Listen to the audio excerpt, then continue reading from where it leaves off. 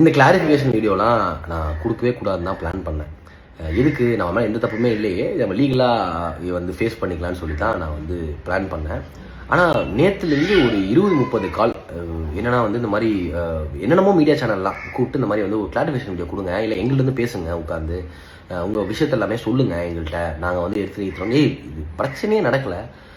இந்த இந்த இது பிரச்சனை வந்து அந்த பொண்ணு தப்பாக பேசிகிட்டு இருக்கா, அந்த பொண்ணு எந்த பாயிண்ட்டுமே கிடையாது, நாங்கள் லீகலாக எடுத்துக்கலாங்கிற மாதிரி ஒரு பிளானுக்கு போயிட்டுருக்கோம்.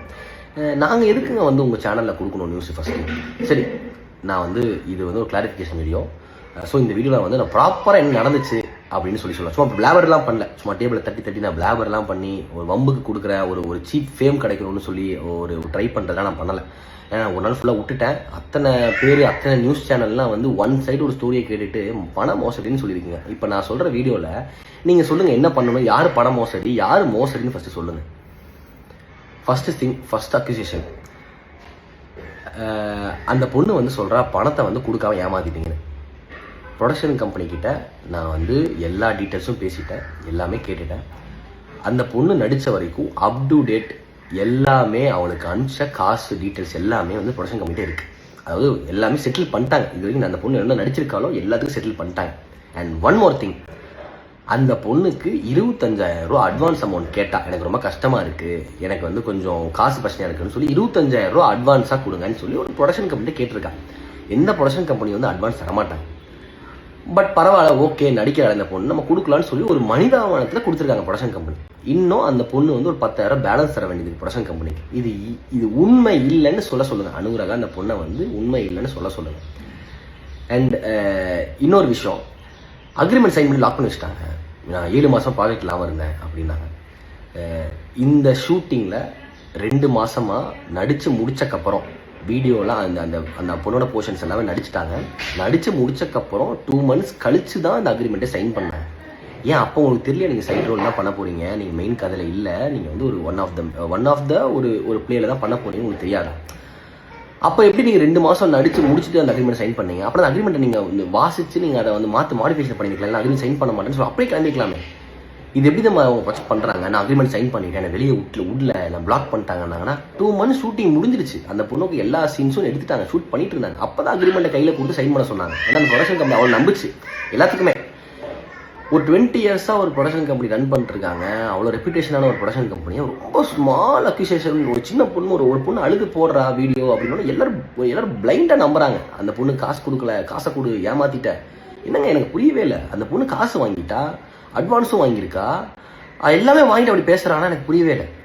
அண்ட் ஒன் மோர் திங், நான் வந்து அந்த பொண்ணுக்கு வந்து ஒரு ஃபால்ஸ் ஹோப் தரேன்னு சொல்கிறாங்க. எனக்கு புரியவே இல்லை. நான் வந்து அத்தனை பேர் ஆடிஷன் வந்தாங்க, 60 பேர் 70 பேர் ஆடிஷன் வந்தாங்க, ஒரு 30 பேர் நடிக்கிறாங்க. இதில் அத்தனை பேருக்கு நான் தான் கதை நரேட் பண்ணேன். அப்போ அத்தனை பேருக்கு நரேட் பண்ண மாதிரி அந்த பொண்ணுக்கு நரேட் பண்ணேன். நான் வந்து இந்த பொண்ணுகிட்ட போய் உட்காந்து இவ்வளோ சம்பளம் பேசுமா, நீ உனக்கு இந்த சம்பளம் நான் வாங்கி தரேன், மணி மேட்டர்ஸ், அது அவங்கள்ட்ட பேசிக்கோங்க ப்ரொடக்ஷனை. நான் வந்து கதை தான் சொல்ல முடியும், என்னால் நான் கதை சொல்ல முடியும், உங்கள் கதாபாத்திரம் என்னன்னு சொல்ல முடியும், அவ்வளோதான். நீங்கள் வந்து மணி பேசுறதும் அக்காமடேஷன் பேசுறதும் ட்ராவல் பேசுறதும் நீங்கள் பேசுங்க ப்ரொடக்ஷனில். அதுக்கு நான் ஒருத்தவங்க 30 பேருக்கு வந்து நான் பேசிட்டு இருக்க முடியுமா, நான் பண்ணிட்டு இருக்க முடியுமா? இதெல்லாமே வந்து அவங்களுக்கு இதுவே புரிஞ்சுக்காம சினிமா எப்படி ஒர்க் பண்ணணும்னு தெரியாமல் 7 மாதம் சும்மா இருந்தேன்னா நான் 2024 அந்த கதையை நான் சொல்லி ஓகே பண்ணேன். 2027 ஷூட்டிங் ஆரம்பிச்சாங்க. 2 வருஷம் நான் ப்ரொடக்ஷன் தான் நான் இருந்தேன். எனக்கு 2 வருஷமா நான் வந்து காசு சும்மா இருக்கேன், எனக்கு காசு கொடுங்க ப்ரொடக்ஷன் கேட்க முடியுமா? இது வந்து ரொம்ப காமனான விஷயம். நீங்கள் உங்களுக்கு பிடிக்கலன்னா போங்க, பிடிக்கலன்னா போயிருக்கலான்னு சொல்லி அப்பவே சொல்லியாச்சு, எல்லாருமே சொல்லிட்டாங்க பிடிக்கலாம் போங்க. இப்போ ஒன் மோர் திங், இதெல்லாம் வந்து நீங்கள் மறந்துட்டு பேசுறீங்கன்னு நினைக்கிறேன் அனுராகா, நீங்கள் நல்லா கேட்டுக்கோங்க.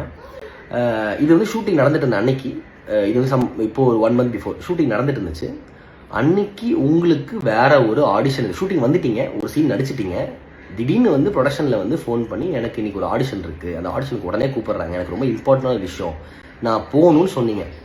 யாருமே நோன்னு சொல்லலை. நீங்கள் ஒரு கமிட்மெண்ட் கொடுத்து ஒரு சீன் நடிக்கிறதுக்கு நீங்கள் வந்துட்டீங்க. அன்றைக்கி டேனா நீங்கள் டே ஃபுல்லாக நீங்கள் ப்ரொடக்ஷனுக்கு தான் கமிட்மெண்ட் கொடுத்துருக்கீங்க. அந்த டேயில் நான் வேற ஒரு ஆடிஷனுக்கு போகிறேன்னு சொல்லும்போது ப்ரொடக்ஷன் உங்களை பிலீவ் பண்ணி எதுக்கு அந்த பொண்ணோட இதை பண்ணணும்னு சொல்லி அனுப்பிச்சுட்டாங்க உங்களைய. கரெக்டாக நீங்கள் போனீங்களா?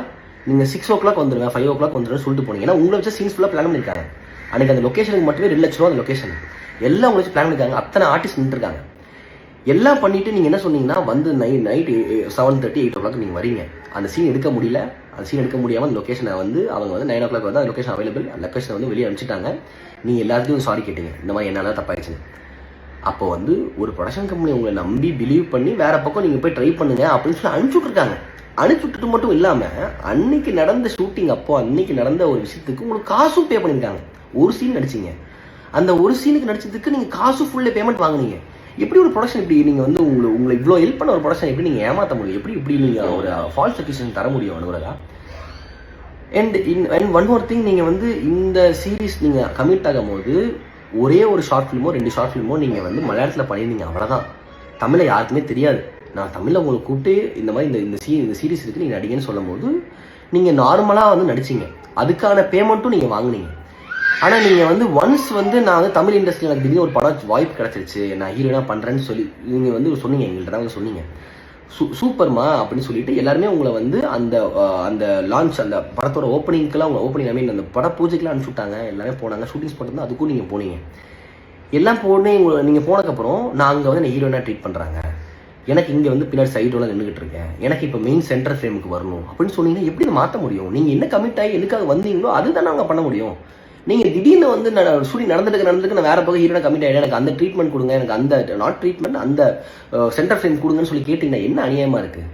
இதெல்லாம் நீங்கள் புரிஞ்சு பேசணும்ல. ஒன்ஸ் நீங்கள் அக்ரிமெண்ட் சைன் பண்ணிட்டு 2 மாதம் ஷூட்டிங் வந்துட்டீங்க, 2 மாதம் ஷூட்டிங் வரும்போது நீங்கள் வந்து பஸ்ஸில் எப்படி வந்துட்டு போனீங்க, எங்கே ஸ்டே பண்ணீங்க, எல்லாமே வந்து நீங்கள் கணக்கு போட்டு சொல்லியிருக்கணும். அக்ரிமெண்ட் சைன் பண்ணுறதுக்கு மாதிரி எனக்கு அக்கமடேஷன் கொடுங்க இதெல்லாம் கூட சொல்லியிருக்கணும்ல.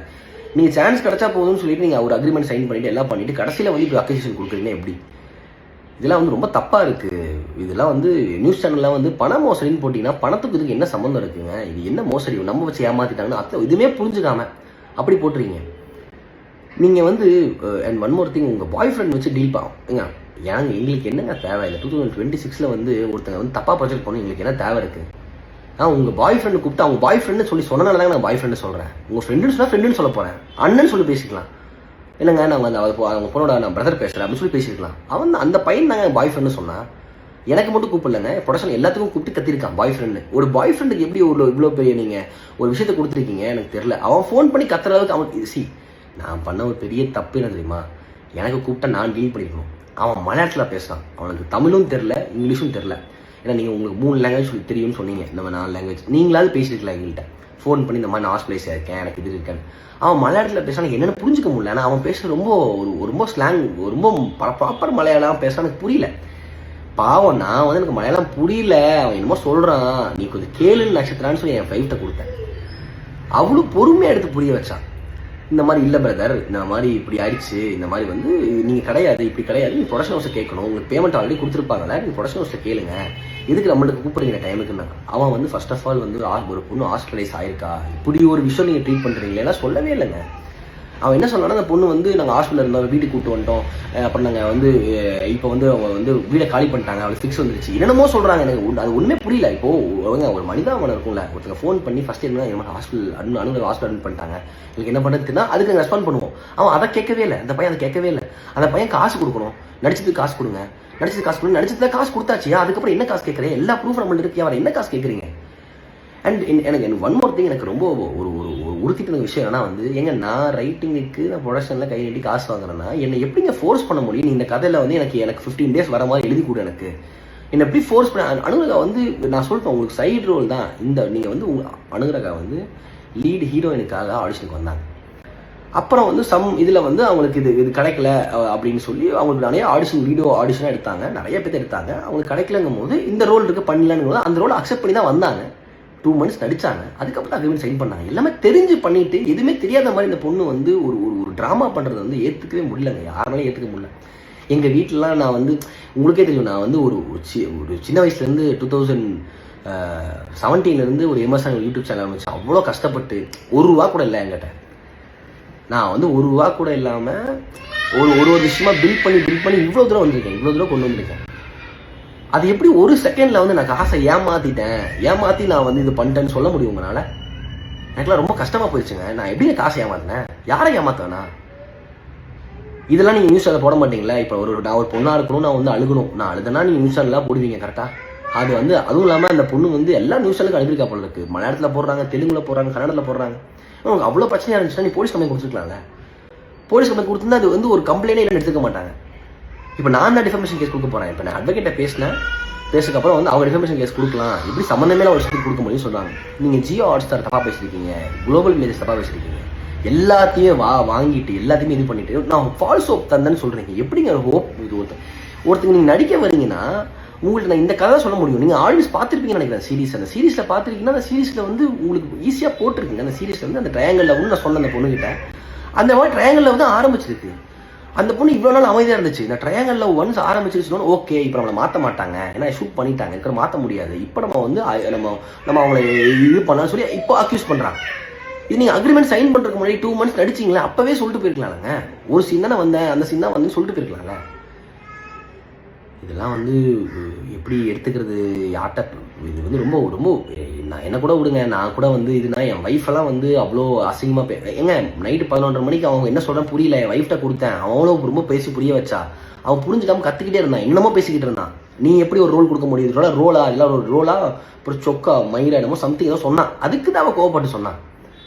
ஆமாங்க நைட்டு 11:30 மணிக்கு ஃபோனை கட் பண்ணலங்க, நீங்கள் கார் ஓட்டிட்டு இருக்கேன், நான் கார் ஓட்டிட்டு அவர்கிட்ட ஃபோனை கொடுத்துருக்கேன், அப்புறம் நைட்டு எங்கள் பர்சனல் ஸ்பேஸ்ன்னு சொல்லியாச்சு இல்லைங்க. நாங்கள் இப்போ நாங்கள் பேசுறதுக்கு சிதி இல்லையோ சதி இல்லை, எனக்கு பேசுறதுக்கு டைம் இல்லை, இந்த டைம் இல்லைங்க, நாளைக்கு காலை கூப்பிடுங்கன்னு சொல்கிறான். அப்பயும் பேசியே இருக்கானா? ஒரு பாய் ஃப்ரெண்ட் வச்சு டீல் பண்ணுறீங்கன்னா அந்த பையன் இப்படி தாங்க பேச முடியும், இப்படி தாங்க பேச முடியும். அதுக்கு அந்த பொண்ணு அப்படியே ட்விஸ்ட் பண்ணி நாங்கள் வந்து வீடியோ இப்படி அப்படி போட்டான். இந்த வீடியோ வந்து நாங்கள் வந்து இவனை எப்படி பேசிட்டாங்க எல்லாமே வந்து நான் அந்த போட வீடியோ பார்த்தேன். ப்ராப்பராக ஒரு ரீலுக்கு என்ன தேவையோ ஸ்டார்டிங்கில் வந்து சொல்லிடணும். அப்புறம் வந்து இப்போ வந்து நம்ம சிம்பத்தி கிரியேட் பண்ணுறதுக்காக வந்து நான் வில்லேஜ்லேருந்து வரேன், ஒரு சின்ன நான் வந்து இப்படி ஒன்று ஏமாற்றிட்டாங்கன்னு சொல்கிறதும், அப்புறம் இந்த மலையாளியை வந்து இப்படி பண்ணுறாங்கன்னு சொல்லி கார்டு எடுக்கிறது, எப்படி இப்படிலாம் வந்து பேசுறீங்கன்னா புரியவே இல்லை. இப்போ சொல்லுங்கள், இப்போ எனக்கு எல்லா ப்ரூஃபோட பேசுங்க. காசு கொடுத்துட்டாங்க ப்ரொடக்ஷன் கம்பெனிலேருந்து, உங்களை யாருமே ஏமாத்தல. அது வந்து இப்போ கொடுத்தாங்க இன்னைக்கு கொடுத்தாங்கன்னா கிடையாது, அதெல்லாம் எப்போயோ கொடுத்து கிளியர் பண்ணிட்டாங்க. நீங்கள் தான் 15,000 சம்திங் திருப்பி வந்து ப்ரொடக்ஷன் கொடுக்கணும். அது ஒன்று. ஷூட்டிங் ஸ்பாட்டில் வந்துட்டு உங்கள் சீன் அடித்து முடிச்சுட்டு வேற ஒரு ஆடிஷனுக்கு போனீங்க, அதுக்கு ப்ரொடக்ஷன் ஓகே சொன்னாங்க, அன்னைக்கு ஒரு ஃபுல் டே பேமெண்ட் இருந்தாங்க. இதுக்கு ஒரு கிளாரிஃபிகேஷன் கொடுங்க, எல்லாத்துக்கும் கிளாரிஃபிகேஷன் வீடியோ போடுங்க. நான் ஹோப் கொடுத்தேன்னு சொல்கிறீங்க, நான் ஹோப் கொடுத்து உங்களை நடிக்க வச்சேன், உங்களை இது பண்ணேன்னு சொன்னேன். நான் உங்களுக்கு சொன்னதான் நடிச்சிட்டு இருக்கோம், சொன்னதான் எடுத்துகிட்டு இருக்கோம். நீங்கள் என்ன ஃபோர்ஸ் பண்ணி ஒரு கதை எழுது எனக்கு இவ்வளோ டேஸ் வரணும், இல்லைன்னா வந்து நான் நடிக்க வர மாட்டேன், நீங்கள் தான் பிளாக்மெயில் பண்ணுறீங்க. நடிக்க வர மாட்டேன் எத்தனை டைம் சொல்லிட்டு போயிருக்கீங்க நீங்கள் நடிக்க வர மாட்டேன் அப்படின்னா நீங்கள் எடுத்து ஷூட்டிங் அது அவங்க சீன் எடுக்கிற வரைக்கும் அமைதியாக இருந்துட்டு அவங்க சீன் எடுத்து முடிச்சுக்கப்போ இப்போ மாற்ற முடியாதுல்ல, இப்போ நம்ம சொல்லலாம்னு சொல்லி சின்ன குழந்தை தான் விளையாடுறாங்க. சின்ன குழந்தைங்க நான் பேசிகிட்டு இருக்கேன், இதை நியூஸில் எடுத்து போடுங்க, அப்போ தெரியும் உங்களுக்கு வந்து இது எல்லாத்துக்கும் ப்ரூஃப் எங்கள்கிட்ட இருக்குது. தயவு செய்து ஒரு ப்ரொடக்ஷன் கம்பெனியோ ஒருத்தங்க வந்து உங்களை வந்து ஒருத்தங்க இன்ட்ரோ பண்ணிட்டாங்கன்னா நீங்கள் உங்களுக்கு உள்ளே வரும்போதெல்லாம் நீங்கள் வந்து எப்படி வந்து உங்களுக்கே தெரியும். உங்களுக்கு ஒரு ஃபேஸ் கொடுத்து இது பண்ணுறாங்கன்னா நீங்கள் அவங்கள வந்து இவ்வளோ மட்டமாக பேசுறதுலாம் வந்து அவசியமே கிடையாது. இதோட நிறுத்திக்கோங்க. இதுக்கப்புறம் நான் வந்து இதுக்கப்புறம் ஒரு வீடியோ போடுறதோ இதில் வீடியோ போடுறது இதுவே நான் ஒரு அசிங்கம் நினச்சிட்டு இருக்கேன். வீடியோ போடுறது எதுக்கு இப்படிலாம் ஒரு ரிப்ளை பண்ணிருக்கேன். ஏன்னா அவ்வளோ நியூஸ் சேனல் என் குழந்தையும் என் ஒய்ஃபெல்லாம் திட்டி அவ்வளோ கமெண்ட் போடுறீங்க, என்ன அநியாயமாக இருக்குது. எப்படிங்க ஏமாற்ற முடியும்? ஸ்கேமர்னு சொல்கிறீங்க. என்ன ஸ்கேம்னா என்ன? ஒருத்தங்க காசு வாங்கி ஏமாத்தா ஸ்கேம். இப்போ யார் பண்ணா ஸ்கேம்? அனுகிரகா பண்ணதான் ஸ்கேம். அவள் தான் ப்ரொடக்ஷன் ஹவுஸில் காசு வாங்கிட்டு இல்லைன்னு சொல்லுங்கள், நோடு ஒரு வீடியோ போட சொல்லுங்கள், நான் காசு வாங்கலைன்னு சொல்லுங்கள், அட்வான்ஸ் வாங்கலன்னு சொல்லுங்கள். தேங்க்யூ.